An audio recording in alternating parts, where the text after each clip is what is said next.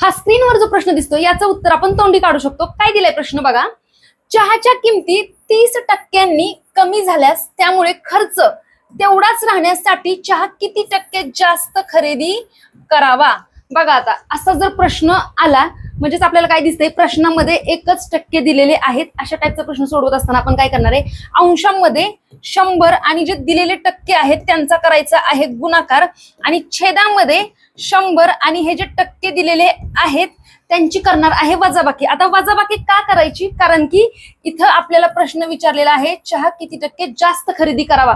जास्त हा शब्द आला तर वजा करा, कमी हा शब्द आला तर बेरीज करा.